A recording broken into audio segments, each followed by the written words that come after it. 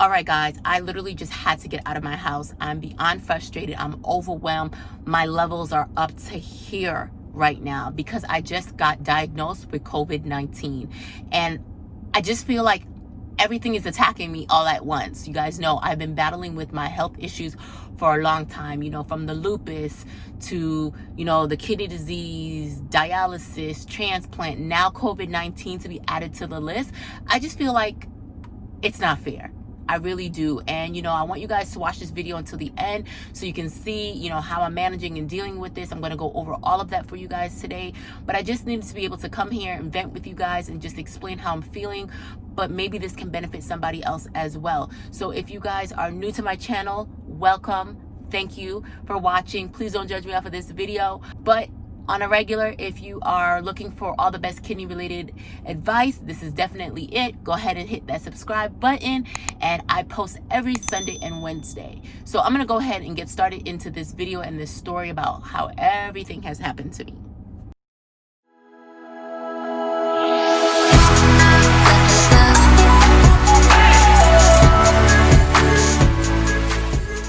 So when I first got my test results back, I was in denial. Like, I could not believe it, because a couple of weeks prior I actually did the COVID test and it came back negative. And the reason I did that COVID test is because I had my fistula reversed and they needed me to do a COVID test before I can have the operation. So I was already negative. So I thought, everything was going good. I have been on my P's and Q's about safety, not only like washing your hands and, wearing my mask everywhere I go, but just interacting with people. I'm not inviting my friends or, people over, anything like that. Like, I have been on complete lockdown. I've been feeling like I'm living in a cage, really and truly. Obviously everything I can do is online, whatnot, but I'm not going anywhere or interacting with anyone. But guys, I let my guards down, and I can't necessarily say that it was one particular person, but I'm just going off of, what I think. Again, I let my guards down one time, and one time is all it really takes. And before I had my family come, my family actually just moved. As you guys know, I told you guys my mom moved and my aunt and whatnot. But what I did have them do is I had them go and take a test before they came as well too. So we all can stay in the house, be safe, and just protect me, because obviously I'm the one that has something major to lose. So they tested as well, and they were negative as well too. And they don't go much places. Honestly, they may drop in their car, drive around, look at new places, just kind of sightseeing, but not really going into stores, shopping, or touching anything. So I basically dropped my guard. My husband had someone come into town or whatnot, and I usually say no to everything and everyone. But, it is what it is. I'm here or there. I'm not even going to argue about that situation. But the point is, after we encountered with someone, we actually got COVID-19 in our house. So my husband started feeling sick. I mean, like, really sick. Really, really sick. And my aunt started feeling really sick.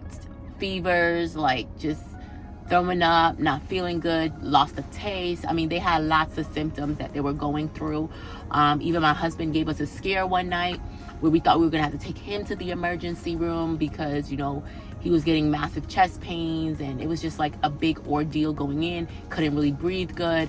I'm really not sure what was going on with him, but it was like really bad that night. And my aunt as well too, my mom. I mean, everybody was just catching it one by one by one. And so I said, you know what? I was not having any symptoms whatsoever. I'm not having symptoms. The kids are not having symptoms. So I said, you know what? Let me take me and the boys, and we're gonna go ahead and get tested. So we woke up one morning and we said, let's go ahead. We went through. It was like a drive-through place that you go to within our community, and they swabbed us, they tested us, and I went home. Again, I had no symptoms whatsoever. And I figured, we didn't know originally what was going on. We just knew everybody was feeling kind of odd. And then they tested positive. My aunt tested positive first, and my husband said, let me go. And he got tested and he came back positive. And so that's just how we kind of found out. But for me, as a kidney transplant recipient, I honestly didn't feel anything. And I started asking in the groups, and people were saying that, their experiences with COVID-19, and it was not pretty at all. And so I was like completely scared. So we isolated ourselves in the house. Everyone was in separate quarters. Thank God the house is big enough to, put everybody in a separate room. So I was actually in the room with the boys. And then my husband was isolated in my son's bedroom. My aunt's isolated downstairs. My mom's isolated in a different part. My sister isolated in a different room. So it was like everybody was spread out to that point where we weren't having any interaction unless it was on FaceTime on our phone. Or if, we were walking down the stairs, we were like, hey, I'm walking down. So we just know no one is down there because we just don't want to interact. And even in the house, we were wearing masks as well too. So basically what I'm trying to say is that, you can drop your guards just one time and it can mess up your whole life, really and truly. There's a saying in my family, one night of pleasure is a lifetime of pain. And if anybody in the islands know that saying, just flow with me. So it just takes one time for your life to be done, for, drastic, events to happen. So that's really what I'm trying to say, is that just got to be really, really careful when it comes to this. So that was the backstory. The next part I want to talk about is, so once we found out that everybody was testing positive in the house, we reached out to everyone that we encountered with, even the individual, just friends, family, people. We weren't interacting with anyone, but we just kind of updating people. And me, because my family came to my house, I just felt obligated to apologize to other family members for me dropping my guards. And I'm not saying like I'm the reason why, but I felt like I could have been better in protecting my family, if that makes sense. So I was really just at that point apologizing to the family and just letting people know, how I feel, because, people have underlying issues in my house and it's tough. It's tough to see them. And I'm thinking about my kids and, as a mom and your kids is, you have something like this, it's hard. It's really hard. And I'm just not sure if people really cared. I don't know. I'm sorry, guys. I'm getting all emotional, but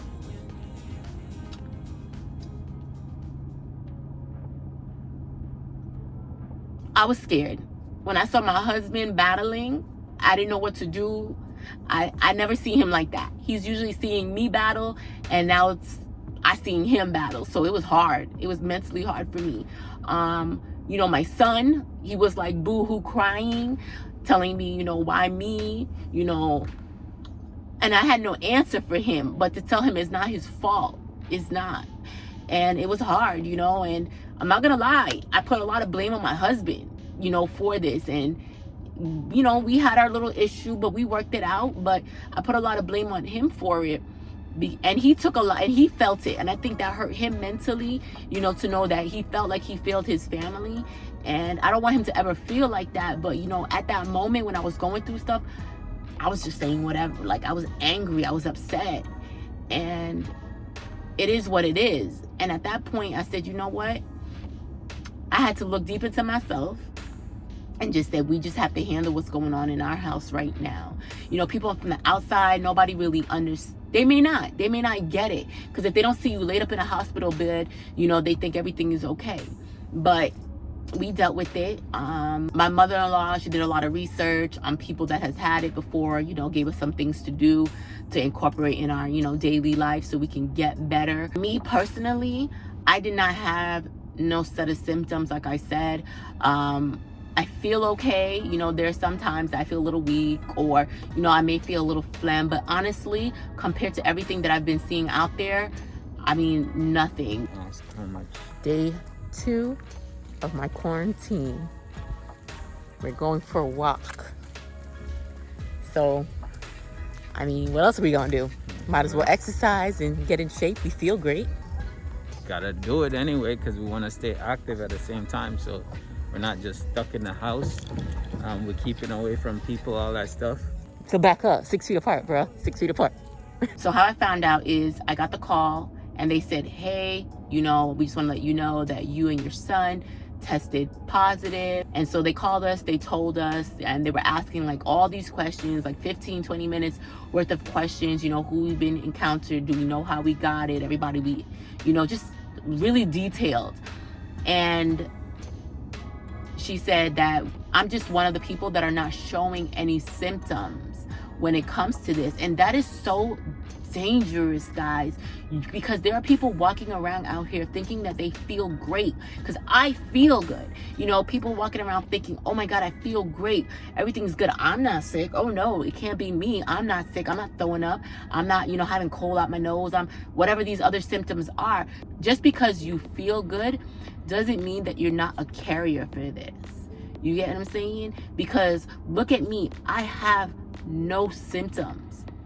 Like, luckily I found out early, because I could have been one that's out here touching and socializing and just living my best life, and I could have been spreading it to people. But I was responsible enough, because somebody else close to me tested positive, I went and got tested, and that's how I found out. But from the day before I even went and got tested, I was already isolating myself. We were just taking extra precautions when we got to that point. So let me back up a little bit. So like I said, we've been isolating in different rooms, but I also had to update my transplant team. I had to let my transplant team know, hey, I tested positive for COVID-19. At that point, you know, everybody's just kind of spreading out the word, just letting me know, call the COVID team, whoever else needed to be. They adjusted my medications because they wanted me to be able to fight this, just in case something starts, you know, showing its ugly head. So they decreased my cell set by 500, which is a total twice a day. So that's a total of 1,000 that they took out of my regiment so far, just so I have enough power and enough strength that I can, you know, overcome this. So we adjusted my medications. We don't know where my kidney stands at this moment as of today, because I'm not allowed to go get blood work. I can't do anything, no urine tests, nothing right now, because obviously I'm on quarantine. And that is like really, really hurting my soul, because I go so often to get this and I need to know, you know what I mean? Like, because with your kidneys, not all the time you feel symptoms. And so I could just, something could be happening and I have no clue. So I really want to hurry up and get to that point where I'm better, so I can eventually go and get some labs drawn, so I can see where I stand in regards to my numbers, my creatinine level, just all of this stuff is important, you guys. Like, if it wasn't for this new kidney, I would not be alive. Honestly, is how I really feel. And so I'm doing everything that I can do to protect myself at this point. I'm also not, obviously, because we're quarantined, we're using, like, you know, grocery services to have all of our stuff delivered. We pay for it online. They deliver it and drop it at the front door. No interaction whatsoever. If I need something, there's Amazon at this point. Like, there's no reason for me to leave my house. The only reason I left my house, I'm in my car by myself, and I just needed some fresh air because I was overwhelmed and frustrated. So we made a lot of changes in the house. Obviously, everyone's wearing masks. We are constantly cleaning like crazy. I mean, even down to the point wiping down the groceries, all the door handles, the light switches. There's no more, we used to kind of like cook big meals and eat. There's none of that. It's like, yo, grab your own food, cook your own stuff, because it's got to take precautions. Lots of gloves. We bought like boxes and boxes of gloves. So like, if you're making something to eat, you're opening the fridge, you're touching things, you get gloves, you know. So we're doing things like that to protect ourselves in the house, even from one another. Not sharing the same bathrooms, everybody's in separate bathrooms. So the biggest thing that I've learned throughout this process is you can't drop your guards, and you always have to take precaution. You know, your friends and your family, as much as you may love them and you love seeing them and whatnot, you still have to take precaution even from them. You know, I've seen so many cases, like one recent case of a little boy who had a party. It wasn't even a big gathering, it's just his friends and family. He caught COVID and he's struggling for his life right now, you know. So we just have to not congregate as one. It's just a time in our life right now, we just have to separate ourselves from everybody and continue to. We can't just be out here living our best life and not knowing, get tested. There are places where they give you free testing within your community, or there's places like a CVS that's drive-through. Just get tested. I know a lot of people may not believe in the test, and sometimes you don't believe it until it hits your own house. Don't wait for it to hit your house for you to actually take initiative and see, because like I said, I am one that did not have symptoms, and luckily I just personally wanted to go and get tested just because I knew that there was people around me that had it. But I'm glad that I did get tested so I know how to move. And another thing that we've also been changing is not to say, honestly, guys, people say, oh, when this is over. I don't really know if this is ever going to be over anytime soon, but I'm not going to say that you can't go nowhere, travel, or do anything, but you just need to take precautions. So like if you have family or friends or somebody coming in, they need to go ahead and get tested before they enter your house and show you some results. And if people are coughing and not feeling too well, they need to go. They need to get a hotel. They need to, hopefully they will take the initiative to say, you know what, I'm not feeling that great, or I don't want to endanger somebody. Let me go ahead and get a hotel, and I'll see you guys at another time. I hope you guys kind of understand where I'm coming from with this and why I feel nervous and why I feel scared, because I don't know. All I know is that I have this, and I'm just trying to, live day by day at this point, and I'm not able to see my kidney numbers, so it's really frustrating the hell out of me, because I have a lot to lose. I have my life, my new kidney. There's so much at stake right now, and I think that's why everybody's like on P's and Q's. Everybody's like extra frustrated. It's not to say we know everybody in the house have it, but everybody's just looking at me because it's like, wow, she's just been through so much, and now she's about to go through this chapter too. So I'm just happy that I'm not having any symptoms and I'm not dealing with anything on the level as other people in my household has. I'm just glad that I'm alive and I'm kicking and I'm, making this video for you guys. I'm definitely going to be keeping you guys updated on what's going on. It's been a little bit now, but still, I'm still taking my precautions. I will be getting retested, so I'll be explaining that to you guys whenever I get that done. So please stay tuned for that. I want you guys to continue to watch this journey. Go ahead, hit that subscribe button, share this, like I said, with your friends and your family. Just know that there are people out there. This is real. It has hit my household. So I'm telling you guys, just be careful. Really and truly, just be careful. If you want to see some more videos, please go ahead. I have tons of videos on my kidney transplant, and connect with me on Instagram at Chrissy Mack. Otherwise, guys, I just want to say I love you and I appreciate you. See you next time.